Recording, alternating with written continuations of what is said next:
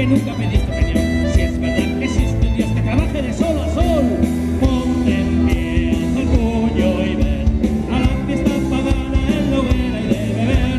De la misma condición no es el pueblo ni el Señor. Ellos tienen el clero y nosotros nuestros ciudadanos.